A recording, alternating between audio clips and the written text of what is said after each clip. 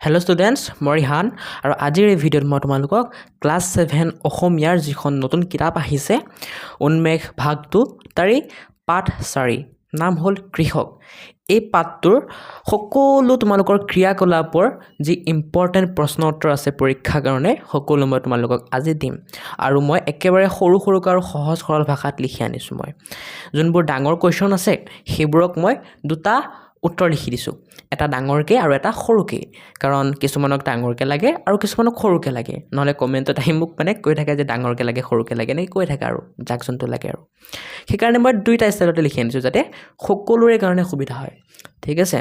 আৰু লগতে এই ভিডিঅ'ত মই কৈও দিম তোমালোকৰ কোনবোৰ ক্ৰিয়াকলাপৰ প্ৰশ্ন পৰীক্ষাৰ বাবে বহুত ইম্পৰ্টেণ্ট আৰু কোনবোৰ একেবাৰে ইম্পৰ্টেণ্ট নহয়, যাতে ইম্পৰ্টেণ্টবোৰ তোমালোকে প্ৰথমে মুখস্থ কৰি এটা ভাল নম্বৰ স্ক'ৰ কৰিবলৈ সক্ষম হোৱা। মই তোমালোকক অনলাইন পঢ়াওঁ আৰু তোমালোকক সকলো ছাবজেক্টৰ এই যি ক্ৰিয়াকলাপ বা এক্সাৰচাইজ বা অনুশীলনী এইবোৰৰ PDF নোটছ দিওঁ অনলাইন একেবাৰে কম দামত, আৰু লগতে তোমালোকক MCQ মাজৰ কুৱেশ্যন মই লগতে বুজাওঁ, তোমালোকক সকলো ছাবজেক্ট সকলো চেপ্টাৰ বুজাই দিওঁ। গতিকে সেইবোৰ কেনেকৈ পাবা, ক'ৰ পৰা পাবা, এই ভিডিঅ'টোৰ মাজতে মই কৈ দিম, গতিকে ভিডিঅ'টো চাই থাকা। ঠিক আছে, যদি মোৰ পৰা পঢ়িব মন আছে ভিডিঅ'টো চাই থাকা শেষলৈকে। আৰু এতিয়া আহা আমি ক্ৰিয়াকলাপৰ প্ৰশ্নোত্তৰখিনি চাওঁ। তাৰে আগতে মই কৈ দিওঁ কৃষক নামৰ এই যিটো কবিতা এইটো তোমালোকৰ মুখস্থ লিখিব আহিব পাৰে 10 বা 12 শাৰী, গতিকে মুখস্থ কৰিবা। আৰু কবিজনৰ নাম মনত ৰাখিবা কি, তুলসী চন্দ্ৰ বৰুৱা। কবি পৰিচয়টো অকণ চাবা, পাৰিলে ইয়াৰ পৰা 1-2 মাৰ্কৰ কুৱেশ্যন আহি যাব পাৰে যে কবি জন্ম ক'ত হৈছিল কিবা কি, ঠিক আছে, এইবোৰ আহি যাব পাৰে, গতিকে পাৰিলে চাবা। আৰু এতিয়া পাঠভিত্তিক ক্ৰিয়াকলাপৰ পাঠভিত্তিক প্ৰশ্নৰ 1 নম্বৰ প্ৰশ্নটো হৈছে তোমালোকক কৈছে যে এই কবিতাটোত যিবোৰ শব্দ আস্থানি দিছে তলত সেই শব্দবোৰৰ পৰিৱৰ্তন কৰি ইয়াৰ পৰা শব্দ লৈ পেলাই সেই শব্দবোৰৰ জেগাত দি পেলাই আকৌ লিখিব দিছে কবিতাটো। ঠিক আছে, অকল খালি আস্থানা শব্দকেইটাৰ কাৰণে কৈছে। চ' মই কৰি দিছোঁ চোৱা। এইটো প্ৰশ্ন পৰীক্ষাত ইমানো ইম্পৰ্টেণ্ট নহয়, কিন্তু নাহে বুলিও নকওঁ, আহিব পাৰে। ঠিক আছে, চ' প্ৰথম শব্দটো আছিল অৰ্জি, গতিকে সেইটো বদলি হ'ব ঘটি। দ্বিতীয় শব্দটো আছিল তোমালোকৰ কিনা বেচা, তাৰ বিপৰীতে কি হ'ব, ক্ৰয় বিক্ৰয়। বিপৰীত তাৰ জেগাত ক্ৰয় বিক্ৰয় লিখিলে হ'ব। নেক্সট শব্দটো আছিল সদাগৰে, তাৰ বিপৰীতে খালি বিপৰীত আহি আছে মুখেদি, তাৰ বদলি বা সলনি সাউদে হ'ব। ঠিক আছে, সাউদে বা সদাগৰে কি, বেপাৰী। অ'কে, ধুনীয়াকৈ লিখি ল'বা। মই যোনবোৰ দাঁত কালাৰ কৰি দিছোঁ সেইবোৰ উত্তৰখিনি। এতিয়া 2 নম্বৰখিনি তোমালোকৰ কি দিছে, MCQ। 2 নম্বৰ প্ৰথম প্ৰশ্নটো দিছে সদাগৰে লক্ষ্মীক বান্ধিছে। ইয়াত লক্ষ্মীক বান্ধিছে বাক্যাংশই কি বুজাইছে? এইটো উত্তৰ হ'ব গ নম্বৰ, ধন সম্পত্তি আহৰণ কৰি চহকী হৈছে। গতিকে গ নম্বৰ গোলটো বোলাই দিবা।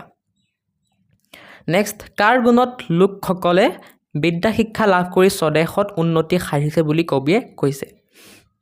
ইয়াৰ উত্তৰ হ'ব গ নম্বৰ, কৃষকৰ। গতিকে গ নম্বৰ উত্তৰটো, গ নম্বৰ অপশ্যনটো বোলাই দিবা।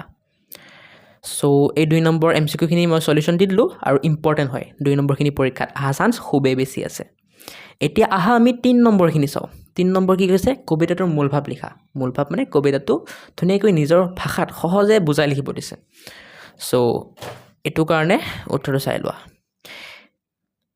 এই 3 নম্বৰ মূল ভাৱ লিখাটোৰ কাৰণে মই 2টা মূল ভাৱ লিখিছোঁ দেই, এটা এইটো ডাঙৰ আৰু এটা এইটো হালধীয়া কালাৰটো সৰু। যাক ডাঙৰটো লাগে ডাঙৰটো লিখি ল'ব পাৰা আৰু যাক সৰুটো লাগে সৰুটো লিখি ল'ব পাৰা। খালি মই কথা এটা কৈ দিওঁ যে ডাঙৰটো লিখিলে তোমালোকৰ 1 নম্বৰো কাটিব নোৱাৰে বাইদেউহঁতে, কিন্তু যদি সৰুটো লিখা তোমালোকৰ বাইদেউ বা ছাৰ যোনেই নহওক অকণ যদি ষ্ট্ৰিক্ট আছে তেতিয়া নম্বৰ কাটিব পাৰে। সেয়ে মই পৰামৰ্শ দিম পাৰিলে ডাঙৰটো কৰা, আৰু যদি নোৱাৰা তেতিয়া সৰুটো কৰা, আৰু কাৰণ পৰীক্ষাত একো নেলিখি অহাতকৈ লাভ আছে কিবা এটা লিখি আহা। এতিয়া আহা কবিতাটোৰ মূল ভাৱটো আমি চাওঁ। প্ৰথমে ডাঙৰ উত্তৰটো চাম, পিছত সৰু উত্তৰটো চাম, যাক যোনটো লাগে লিখি ল'বা।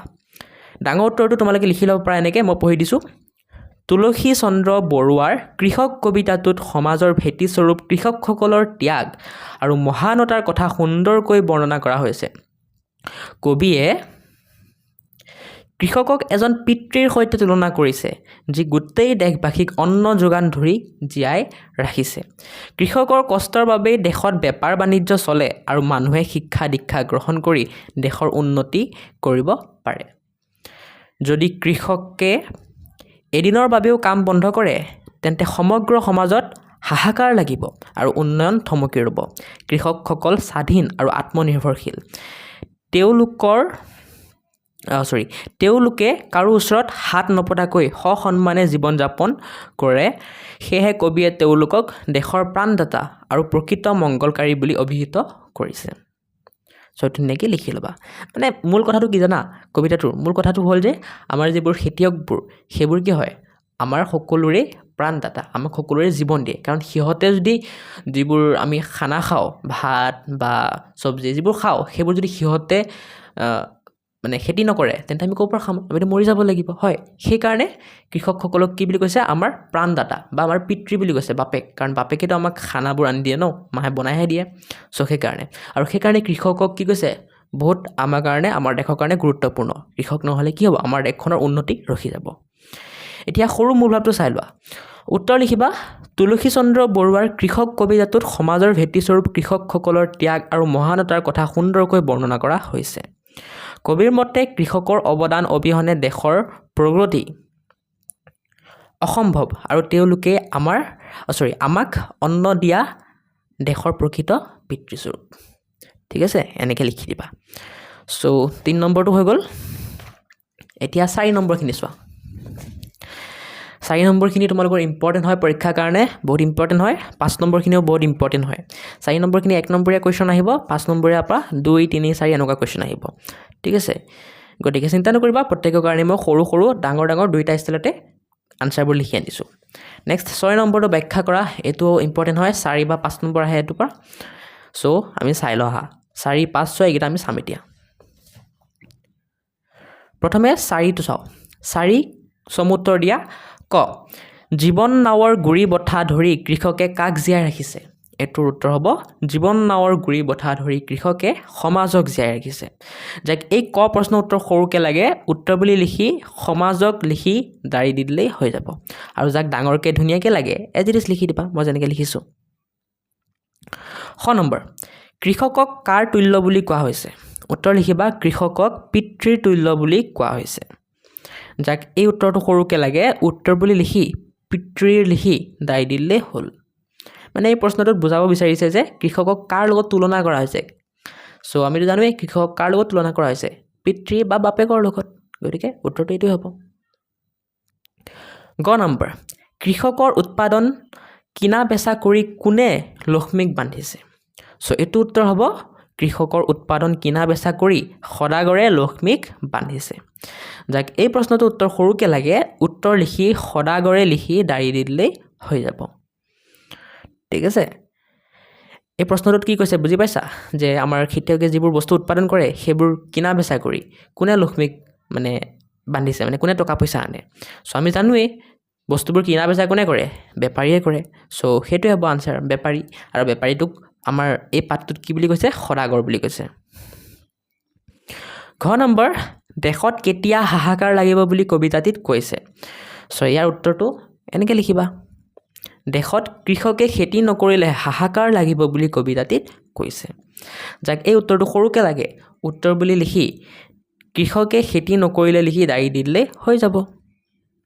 ঠিক আছে ষ্টুডেণ্টছ ভিডিঅ'টোৰ মাজতে মই কৈ আছোঁ কেনেকৈ তোমালোকে মোৰ পৰা অনলাইন পঢ়িব পাৰিবা তাৰ কাৰণে প্ৰথমে তোমালোকে এই ভিডিঅ'টোৰ ডেছক্ৰিপশ্যন খুলিব জানিব লাগিব ভিডিঅ'ৰ ডেছক্ৰিপশ্যন খুলিবৰ কাৰণে ভিডিঅ'টো সৰু কৰি ল'বা সৰু কৰি ইয়াত MORE মোৰ অপশ্যন এটা থাকিব তাত ক্লিক কৰিবা ক্লিক কৰিলে এনেকুৱা এটা পেজ খুলি যাব এই পেজটোত আকৌ মোৰ লেখা থাকিব এই মোৰটোত ক্লিক কৰিবা এনেকুৱা এটা পেজ খুলি যাব এইটোৱে হ'ল ভিডিঅ'ৰ ডেছক্ৰিপশ্যন ইয়াত তোমালোকে ইনষ্টাগ্ৰাম এটা পাবা ইনষ্টাগ্ৰামৰ লিংক এটা য'ত ক্লিক কৰিলে তোমালোকে মোৰ YourZYZ আছাম ইনষ্টাগ্ৰামটোত পাই যাবা মোক ফ'ল' কৰিবা আৰু তাত যদি কিবা ডাউট থাকে মোক সুধিব পাৰা তোমালোকৰ পঢ়াৰ ৰিলেটেড মই নিশ্চয় ৰিপ্লাই দিবলৈ চেষ্টা কৰিম একদম ফ্ৰী ইয়াত একো পইচা দিব নালাগে নেক্সট মোৰ এটা এপ আছে সহায়ক লাৰ্ণিং হাব বুলি সেই এপটো তোমালোকে প্লে ষ্ট'ৰত চাৰ্চ কৰি ডাউনলোড কৰিব পাৰা নহ'লে ইয়াত লিংক দিয়া আছে এপত ডাউনলোড কৰিব পাৰা সেই এপটোত মই তোমালোকক পঢ়াম তোমালোকৰ ইংৰাজী হওক বা যি ছাবজেক্ট আছে সেইবোৰ তোমালোকৰ মই এটা বেটছ লঞ্চ কৰিম আৰু তাত তোমালোকক সেই বেটছবোৰত মই পঢ়াম ঠিক আছে একদম মিনিমাল ফিজ বহুত কম টকাত পঢ়াম মই গতিকে তোমালোকে গৈ চেক আউট কৰিব পাৰা তাত মই তোমালোকক MCQ নোটছ বা মাজৰ কুৱেশ্যনৰ নোটছো দিম গতিকে চাব পাৰা ঠিক আছে এতিয়া তোমালোকে যদি নাজানা কেনেকৈ ডাউনলোড কৰিব লাগে এপটো কেনেকৈ ইউজ কৰিব লাগে তাৰ কাৰণে এটা টিউটৰিয়েল ভিডিঅ' দিছোঁ মই এই ভিডিঅ'ত ক্লিক কৰি তোমালোকে শিকিব পাৰা কেনেকৈ এপটো ইউজ কৰে ডাউনলোড কৰে এতিয়া তোমালোকৰ যদি পইচা নাই যদি ফ্ৰীতে পঢ়িব বিচাৰিছা তেতিয়া মই ইউটিউবতে বহুত ফ্ৰী ভিডিঅ' বনাই দিছোঁ তোমালোকৰ ক্লাছৰ কাৰণে যেনেকৈ অসমীয়া ইংৰাজী বিজ্ঞান সমাজ বিজ্ঞান গণিত আৰু সেইবোৰৰ লিংক ইয়াত দিয়া থাকিব ঠিক আছে যেনেকৈ ইংৰাজীৰ কাৰণে তোমালোকে যদি ইয়াত ক্লিক কৰা তোমালোকৰ ক্লাছৰ সকলো ইংৰাজী ভিডিঅ' পাই যাবা তেনেকৈ বাকীবোৰ দিয়া থাকিব গৈ পেলাই তোমালোকে চাব পাৰা আৰু মোৰ ছ'চিয়েল মিডিয়াৰ লিংকছ ইয়াত দিয়া আছে হোৱাটছআপ ইনষ্টাগ্ৰাম ফেচবুক ইয়াত ক্লিক কৰি পেলাই মোক ফ'ল' কৰি দিবা ঠিক আছে এতিয়া আহা আমি 5 নম্বৰ কুৱেশ্যনখিনি চাওঁ 5 নম্বৰ ক প্ৰশ্নটো কৈছে এটা বাৰিষা কাল যদি কৃষকে খেতি নকৰি বহি থাকে তেনেহ'লে দেশত কি কি সমস্যা হ'ব পাৰে এই প্ৰশ্নটোৰ উত্তৰ মই দুটা লিখিছোঁ এইটো কালাৰ নকৰাটো ডাঙৰ উত্তৰ আৰু এইটো হালধীয়া কালাৰটো সৰু যাক ডাঙৰটো লাগে মই পঢ়ি আছোঁ লিখি লোৱা ডাঙৰটো এনেকৈ লিখিবা উত্তৰ কৃষকে যদি এটা বাৰিষা কাল খেতি নকৰাকৈ বহি থাকে তেন্তে দেশত খাদ্যৰ তীব্ৰ নাটনি হ'ব ইয়াৰ ফলত সমগ্ৰ দেশজুৰি হাহাকাৰ পৰিস্থিতিৰ সৃষ্টি হ'ব আৰু মানুহে ভোকত আতুৰ হ'বলগীয়া হ'ব যিহেতু দেশৰ উন্নয়ন আৰু অৰ্থনীতি কৃষিৰ ওপৰত নিৰ্ভৰশীল সেয়েহে সমাজৰ বান্ধনি ঢিলা হৈ পৰিব আৰু সকলো প্ৰগতি ধ্বংস হৈ যাব ঠিক আছে এতিয়া সৰু উত্তৰটো এনেকৈ লিখিবা মাত্ৰ এইখিনি চোৱা ইমান সৰুকৈ লিখি দিছোঁ মই যাতে তোমালোকৰ মুখস্থ কৰিবলৈ সুবিধা হয় আৰু এনেকৈ মই সকলো কুৱেশ্যনৰ দুটা উত্তৰ লিখি দিছোঁ আৰু তোমালোকে জানাই এইবোৰ লিখিবলৈ কিমান কষ্ট লাগে তাকো মই দুটা উত্তৰ লিখিছোঁ এটাও নহয় চ' মোৰ এই কষ্টটো লিখি তোমালোকে এটা লাইক কৰি দিবা ভিডিঅ'টো আৰু চেনেলটো ছাবস্ক্ৰাইব কৰি দিবা তেতিয়া মোৰ মানে ভাল লাগে ঠিক আছে আৰু এনেকুৱা ভিডিঅ' বনাব মন যায় চ' সৰু উত্তৰটো এনেকৈ লিখিবা উত্তৰ কৃষকে খেতি নকৰিলে দেশত খাদ্যৰ অভাৱত মানুহে ভোকত মৰিব লাগিব আৰু দেশৰ উন্নয়ন সম্পূৰ্ণৰূপে বন্ধ হৈ পৰিব এতিয়া 6 নম্বৰ প্ৰশ্ন তোমাৰ সমান নাই দেশ হিতকৰ ইয়াত তোমাৰ বুলি কাক কৈছে আৰু তেওঁক কিয় দেশ হিতকৰ বুলি কৈছে এই প্ৰশ্নটোৰ উত্তৰ দুটা লিখিছোঁ এইটো কালাৰ নকৰাটো ডাঙৰ আৰু এইটো হালধীয়া কালাৰ কৰাটো সৰু ডাঙৰটো পঢ়ি দিছোঁ লিখি লোৱা যাক লাগে ডাঙৰটো আৰু সৰুটো মই পিছত পঢ়ি দি আছোঁ উত্তৰ লিখিবা ইয়াত তোমাৰ বুলি কৃষকক বুজোৱা হৈছে কৃষকসকলে ৰ'দ বৰষুণ কাটি কৰি দিন ৰাতি একাকাৰ কৰি কষ্ট কৰে যাতে দেশৰ প্ৰতিজন নাগৰিকে আহাৰ পায় তেওঁলোকে অন্ন উৎপাদন কৰি সকলোকে প্ৰাণদান কৰে আৰু তেওঁলোকৰ উৎপাদনৰ ওপৰত ভিত্তি কৰিয়েই সমাজৰ বাণিজ্য আৰু শিক্ষা ব্যৱস্থা আগুৱাই যায় সেয়েহে তেওঁলোকক ডাঙৰ দেশ হিতৈষী তেওঁলোকতকৈ ডাঙৰ দেশ হিতৈষী কোনো নাই বুলি কবিয়ে কৈছে এতিয়া যাক উত্তৰটো সৰুকৈ লাগে এনেকৈ লিখিবা কৃষকক দেশ হিতকৰ বুলি কোৱা হৈছে কাৰণ তেওঁলোকে সকলোৰে বাবে অন্ন উৎপাদন কৰি দেশখন জীয়াই ৰাখে গ নম্বৰ প্ৰশ্ন কবিতাটোত কবিয়ে কৃষকক কি কি নামেৰে বিভূষিত কৰিছে বাছি উলিয়াই লিখা এতিয়া ইয়াৰ কাৰণে তোমালোকে উত্তৰটো এনেকৈ লিখিবা এইটো উত্তৰে লিখিবা সকলোৱে ইয়াতকৈ আৰু মই সৰু কৰা নাই কাৰণ এইটো সৰুৱে ইয়াতকৈ আৰু সৰু কিহে কৰিম ইয়াতকৈ সৰু গ'লে নাম্বাৰ নাপাবা গতিকে এইখিনিয়ে লিখিবা সকলোৱে চ' উত্তৰ লিখিবা কবিয়ে কৃষকক পিতৃতুল্য দেশ হিতকৰ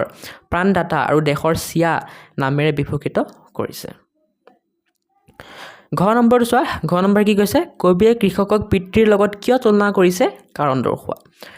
ইয়াৰ কাৰণে দুটা উত্তৰ লিখিছোঁ এটা এইটো ডাঙৰ আৰু এটা এইটো হালধীয়া কালাৰটো সৰু যাক যোনটো লাগে লিখি ল'বা চ' উত্তৰ লিখিবা এজন পিতৃয়ে যিদৰে ঘৰৰ সদস্যসকলক মৰমৰে লালন পালন কৰে চৰি ষ্টুডেণ্টছ আমাৰ ওচৰতে মছজিদ আছে যে সেইকাৰণে ভিডিঅ'টো বনাই থাকোঁতে মানে মাজতে আজান দিলে যে সেইকাৰণে ভিডিঅ'টো মই মাজতে অফ কৰি দিলোঁ চ' সেইটো যদি প্ৰব্লেম পাইছা ক্ষমা কৰিবা চ' এইটো উত্তৰটো আকৌ মই কৈ দিছোঁ চাই লোৱা ঠিক আছে তোমালোকৰ এইটো কিমান নম্বৰ উত্তৰ আছিল ঘ নম্বৰ উত্তৰ আছিল হয় তোমালোকৰ 5 নম্বৰ ঘ উত্তৰ আছিল চ' 5 নম্বৰ ঘৰ এইটো ডাঙৰ উত্তৰ ডাঙৰটো মই পঢ়ি দি আছোঁ তোমালোকে চাই লোৱা পিছত মই সৰুটো পঢ়ি দি আছোঁ উত্তৰ হ'ব এজন পিতৃয়ে যিদৰে ঘৰৰ সদস্যসকলক মৰমেৰে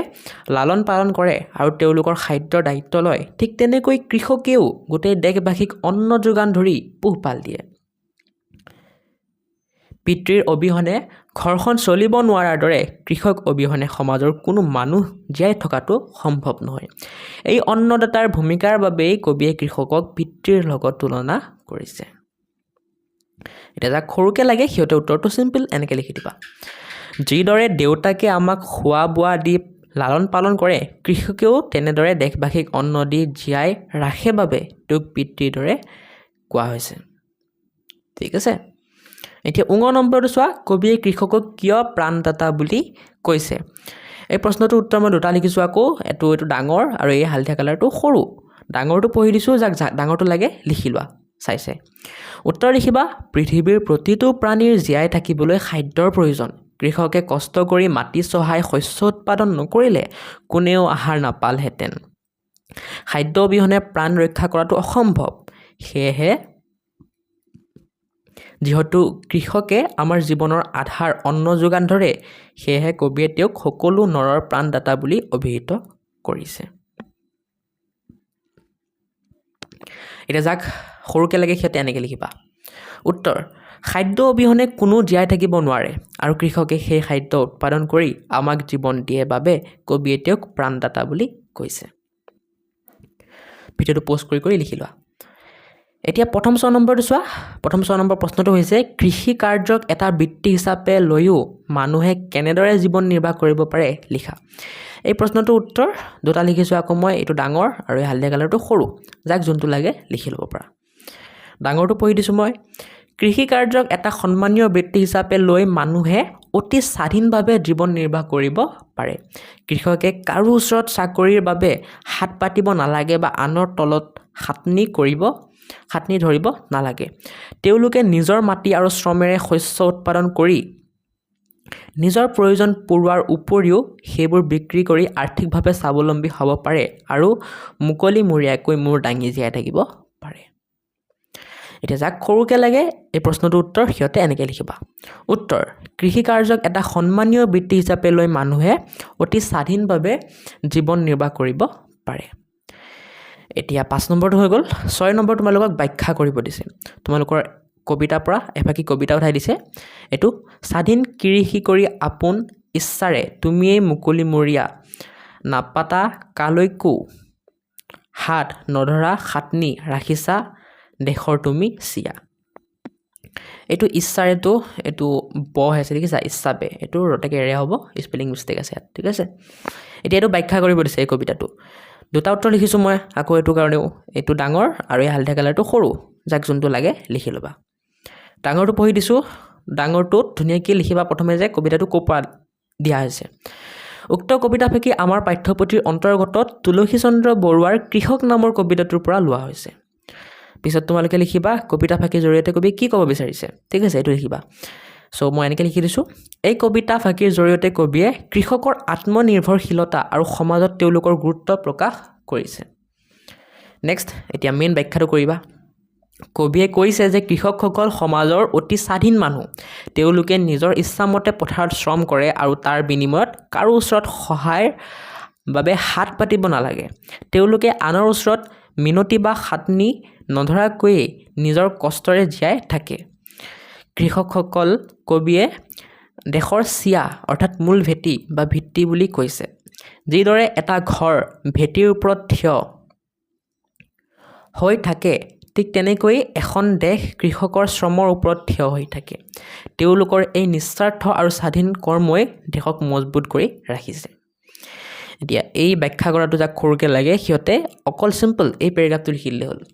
মই পঢ়ি দিছোঁ উত্তৰ লিখিবা কৃষকসকল স্বাধীন মনৰ মানুহ আৰু তেওঁলোকে কাৰো ওচৰত হাত নপতাকৈ সমাজৰ মূল খুঁটি বা ভেটি হিচাপে কাম কৰে সেয়েহে উক্ত কবিতা ফাকিৰ দ্বাৰা কৃষকসকলক কবিয়ে দেশৰ চিয়া অৰ্থাৎ মূল ভেটি বা ভিত্তি বুলি কৈছে এতিয়া আমাৰ হৈ গ'ল 4, 5, 6 গোটেইকেইটা ইম্পৰ্টেণ্ট হয় তোমালোকৰ পৰীক্ষাৰ কাৰণে এতিয়া 7 নম্বৰ চাম 7 নম্বৰ তোমালোকক কৈছে যে ইয়াত যিবোৰ শব্দ দিছে সেই শব্দবোৰৰ ইয়াত অৰ্থ আছে এই অৰ্থবোৰ কোনটো শব্দৰ লগত মিলিব বহাই পেলাই বাক্য ৰচনা কৰিব দিছে চ' মই কৰি দিছোঁ তোমালোকে ইয়াতে কৰি লোৱা নহ'লে বহীত কৰি লোৱা তোমালোকৰ ইচ্ছা কৰি ল'বা আৰু এই বাক্য ৰচনাখিনিও তোমালোকৰ ইম্পৰ্টেণ্ট হয় পৰীক্ষাৰ কাৰণে সৰ্বদাই শব্দৰ অৰ্থ কি সদায় আৰু সেইটো দি বাক্য ৰচনা এইটো কৰিছোঁ মই আমি সৰ্বদাই সচ হৈ আছে দেখিছা সঁচা কথা ক'ব লাগে স্পেলিংছে কেইটামান মিষ্টেক হৈ যায় মাজে মাজে কিহে ক'ম মই এতিয়া মই কৰিবহে কি পাৰোঁ ইমান চেক কৰাৰ পাছতো কেতিয়াবা এটা দুটা ৰখিয়ে যায় সঁচা কথা ক'ব লাগে নেক্সট বঠা দি বাক্য ৰচনা কৰিবা এইটো বঠাৰ অৰ্থ হ'ল নাও চলোৱা সঁজুলি বাক্য ৰচনা হ'ব নাৱৰীয়াই বঠাৰে নাও চলাইছে চাৰখাৰ মানে সমলি নষ্ট বাক্য হ'ব জুয়ে দোকানখন চাৰখাৰ কৰি পেলালে খাটনি মানে কাটৰ প্ৰাৰ্থনা বাক্য হ'ব চাকৰিৰ বাবে তেওঁ অফিচাৰক বহুত খাটনি ধৰিলে চিয়া মানে যশস্যা বা ভেটি বাক্য হ'ব কৃষকসকলেই দেশৰ চিয়া স্বৰূপ জহতে মানে গুণতে বাক্য হ'ব শিক্ষকৰ জহতে আমি জ্ঞান লাভ কৰোঁ সো এইখিনি আছিল তোমালোকৰ ঠিক আছে যিমান বাক্যৰ ৰচনা আছিল মই দি দিলোঁ এতিয়া নেক্সট আমি ভাষা অধ্যয়নৰ প্ৰশ্নোত্তৰখিনি চাম ভাষা অধ্যয়নত তোমালোকৰ 8 নম্বৰ একো প্ৰশ্ন নহয় 8 নম্বৰ ক ইয়াত তোমালোকক ক্ৰিয়া বিষয় কৈছে ঠিক আছে ক্ৰিয়া দুই প্ৰকাৰৰ হয় সমাপিকা ক্ৰিয়া আৰু অসমাপিকা ক্ৰিয়া সমাপিকা ক্ৰিয়া মানে এনেকুৱা ক্ৰিয়া যে কাম সম্পূৰ্ণ হোৱা বুজায় আৰু অসমাপিকা ক্ৰিয়া মানে যে কামটো সম্পূৰ্ণ হোৱা নবুজায় সিম্পল সো তাৰ বিষয়ে তোমালোকক এড কৰিছে এবাৰ পঢ়ি চাবা আৰু এইখিনি পঢ়ি পেলাই তোমালোকক এই 6 নম্বৰ প্ৰশ্ন উত্তৰ কৰিব দিছে আৰু এই 9 নম্বৰ প্ৰশ্ন উত্তৰ কৰিব দিছে 6 নম্বৰ কেইটামান বাক্য দিছে সেই বাক্যত যি ক্ৰিয়া আছে কোনবোৰ অসমাপিকা ক্ৰিয়া আৰু কোনবোৰ সমাপিকা ক্ৰিয়া ইয়াত লিখিব দিছে সো মই কৰি দিছোঁ চোৱা তোমালোকক পৰীক্ষাত আহিব পাৰে কিন্তু ইমানো ইম্পৰ্টেণ্ট নহয় ঠিক আছে তোমালোকে এই চাৰ্টখন চাইছে তাত পুৰাই ল'বা মই বজাৰৰ পৰা আহি ভাত খাম ইয়াত আহিটো অসমাপিকা ক্ৰিয়া আৰু খামটো সমাপিকা তেনেকৈ মামাই জলপান খাই পথাৰলৈ যাব ইয়াত খাইটো অসমাপিকা আৰু যাবটো সমাপিকা ভাইটিয়ে ছবি আঁকি কিতাপ পঢ়িব ইয়াত আঁকিটো অসমাপিকা পঢ়িবটো সমাপিকা ছাত্ৰ ছাত্ৰীসকলে প্ৰাৰ্থনা কৰি শ্ৰেণীকোঠালৈ যাব ইয়াত কৰিটো অসমাপিকা যাবটো সমাপিকা সন্ধিয়া হাত ভৰি ধুই পঢ়াত বহিবা ইয়াত ধুইটো অসমাপিকা আৰু বহিবাটো সমাপিকা ঠিক আছে এতিয়া নেক্সট 9 নম্বৰ তোমালোকৰ ইমান ইম্পৰ্টেণ্ট নহয় কিন্তু নাহে ভিডিও নকওঁ চাবা 9 নম্বৰ আকৌ সেই সমাপিকা আৰু অসমাপিকা ক্ৰিয়া যি মানে তোমালোকৰ এই কনচেপ্টখিনি আছিল তাৰ ওপৰত ভিত্তি কৰি প্ৰশ্ন দিছে ধৰটো সমাপিকা ক্ৰিয়া হিচাপে বাক্য ৰচনা কৰিব দিছে আৰু ধৰটো অসমাপিকা ক্ৰিয়া হিচাপে বাক্য ৰচনা কৰিব দিছে তেনেকৈ কৰ খা এইকেইটাৰ কাৰণেও দুইটা ষ্টাইলতে বাক্য ৰচনা কৰিব দিছে ধৰৰ কাৰণে তোমালোকক কৰি দেখাই দিছে কৰ খা এইকেইটাৰ কাৰণে কৰিব দিছে সো মই কৰি দিছোঁ তোমালোকে চাই কৰি ল'ব পৰা কৰ যদি আমি সমাপিকা হিচাপে ব্যৱহাৰ কৰোঁ তেতিয়া বাক্য ৰচনা এইটো হ'ব তুমি কামটো সোনকালে কৰা এই কৰ অসমাপিকা ক্ৰিয়া হিচাপে ব্যৱহাৰ কৰিলে এইটো বাক্য হ'ব মই পঢ়া শেষ কৰি খেলিবলৈ যাম খাটো সমাপিকা হিচাপে ব্যৱহাৰ কৰিলে এইটো বাক্য হ'ব ভনীয়ে ভাত খালে খা অসমাপিকা ক্ৰিয়া হিচাপে ব্যৱহাৰ কৰিলে এইটো বাক্য হ'ব জলপান খাই তেওঁ বজাৰলৈ গ'ল ঠিক আছে এতিয়া 10 নম্বৰখিনিও তোমালোকৰ ইম্পৰ্টেণ্ট আছে পৰীক্ষাত আহিব পাৰে দেই ভালকৈ চাবা এইকাৰণে 10 নম্বৰ তোমালোকক কি কৈছে জুৰীয়া শব্দ বনাব দিছে যেনেকৈ মাক আৰু বাপেক মিলি কি হ'ব মাক বাপেক জুৰীয়া শব্দ তেনেকৈ বাকীবোৰ মিলাই পেলাই জুৰীয়া শব্দ বনাব দিছে আৰু ইয়াত লিখিব দিছে সো মই তোমালোকক মিলাই দিছোঁ তোমালোকক হোমৱৰ্ক দিছোঁ মই ইয়াত লিখিবা ঠিক আছে দেউৰটো কি হ'ব ননদ গতিকে ইয়াত কি লিখিবা দেউৰ ননদ ঠিক আছে তেনেকৈ জিটো কি হ'ব জোৱাই গতিকে ইয়াত কি লিখিবা জি জোৱাই এনেকৈ লিখিলে হ'ল ঠিক আছে মেটাৰ নকৰে যে ফাৰ্ষ্টে লিখিব লাগিব নে ছেকেণ্ডত লিখিলে হ'ল তেনেকৈ ভাইটো ভনী হ'ব শাহুটো শহুৰ হ'ব পেহাটো পেহী হ'ব মামাটো মামী হ'ব তোমালোকে চাইছে ইয়াত লিখি ল'বা স্পেলিংবোৰটো ইয়াত আছেই সো লিখি ল'বা এতিয়া নেক্সট 6 নম্বৰ কৈছে এই মানে জুৰীয়া শব্দবোৰ ব্যৱহাৰ কৰি বাক্য ৰচনা কৰিব দিছে এতিয়া এই 6 নম্বৰটো ইমান ইম্পৰ্টেণ্ট নহয় কিন্তু পৰীক্ষাত নাহে বুলিও নকওঁ আহিব পাৰে কিছুমান স্কুলত কিন্তু বেছি ইম্পৰ্টেণ্ট নহয় একেবাৰে লেছ ইম্পৰ্টেণ্ট সো এই জুৰীয়া শব্দবোৰ ব্যৱহাৰ কৰি মই বাক্য লিখি দিছোঁ তোমালোকে চাই ল'ব পৰা মাক বাপেক দি বাক্য লিখিছোঁ আমি সদায় মাক বাপেকক শ্ৰদ্ধা কৰিব লাগে মামা মামী দি আজি আমাৰ ঘৰলৈ মামা মামী আহিব পেহা পেহী দি মই পেহা পেহীৰ লগত ফুৰিবলৈ যাম শাহু শহুৰ দি বোৱাৰীয়ে শাহু শহুৰৰ যত্ন লয় জি জোৱাই দি তেওঁলোকৰ ঘৰলৈ জি জোৱাই ফুৰিবলৈ আহিছে দেউৰ ননদ দি তাই দেউৰ ননদৰ লগত মিলিজুলি থাকে ঠিক আছে এইখিনিয়ে তোমালোকৰ প্ৰশ্ন উত্তৰ আছিল নেক্সট তোমালোকক মই এইখিনি দিম চোৱা এতিয়া নেক্সট চোৱা জ্ঞান সম্প্ৰসাৰণৰ প্ৰশ্ন উত্তৰবোৰ তোমালোকৰ পৰীক্ষাৰ কাৰণে একেবাৰে ইম্পৰ্টেণ্ট নহয় ঠিক আছে পৰীক্ষাত এইবোৰ দেখাই নাযায় একেবাৰে ইম্পৰ্টেণ্ট নহয় বাকী প্ৰকল্পখিনিও তোমালোকৰ পৰীক্ষাৰ কাৰণে ইম্পৰ্টেণ্ট নহয় এইবোৰ তোমালোকক কৰিব দিছে লিখা প্ৰশ্ন নহয় এইবোৰ কৰিব লাগিব তোমালোকে কিবা প্ৰজেক্ট ঠিক আছে সেয়ে মই এইবোৰ দিয়া নাই জ্ঞান সম্প্ৰসাৰণৰ এটা প্ৰশ্ন মই দিয়া নাই আৰু প্ৰকল্পৰ এটা প্ৰশ্ন দিয়া নাই কাৰণ পৰীক্ষাত নাহে যিহেতু এননো দিয়া নাই মই আৰু বাকী কাৰোবাক যদি লাগে কাৰোবাক যদি পৰীক্ষাত আহে বাইদেৱে যদি কয় যে কাটচিট মানে কাৰোবাৰ পৰীক্ষাত যদি আহে তেতিয়া মোক মই যে ইনষ্টাগ্ৰাম একাউণ্টৰ লিংক দিছোঁ তোমালোকৰ মোৰ এই ভিডিঅ'ৰ ডেছক্ৰিপশ্যনত তাত গৈ পেলাই কুৱেশ্যনটো দি দিবা মই নিশ্চয় তোমালোকক চলিউশ্যনটো দি দিম বাকী ইম্পৰ্টেণ্ট নহয় কাৰণে মই দিয়া নাই বাৰে বাৰে কৈ আছোঁ মই ঠিক আছে পৰীক্ষাত এইবোৰৰ পৰা খুবেই কম প্ৰশ্ন আহে বা নাহেই চ' আজি ভিডিঅ'টো এইখিনিতে সমাপ্ত কৰা সময় আহি গ'ল কাৰণ সকলো পৰীক্ষাৰ কাৰণে ইম্পৰ্টেণ্ট প্ৰশ্নটো মই দি দিলোঁ নেক্সট তোমালোকৰ কি চেপ্টাৰ লাগে কমেণ্ট কৰিবা আৰু যদি পাঠ 5 ভলুকা আৰু ভতুৱা এই পাঠটো লাগে কমেণ্ট কৰা যিমান বেছি কমেণ্ট আহিব সিমান সোনকালে মই এই পাঠটোৰ ওপৰত ভিডিঅ' বনাম ঠিক আছে চ' আজি ভিডিঅ'টো ভাল লাগিলে ভিডিঅ'টো লাইক কৰি চেনেলটো ছাবস্ক্ৰাইব কৰি দিবা আৰু এনেকুৱাই ভিডিঅ' পাবলৈ তোমালোকে ধুনীয়া এটা কমেণ্ট কৰি দিয়া তোমালোকে লাইক কমেণ্ট ছাবস্ক্ৰাইব কৰিলে মোৰ ভাল লাগে আৰু এনেকুৱা ভিডিঅ' তোমালোকৰ কাৰণে বনাব মন যায় আজিৰ কাৰণে বাই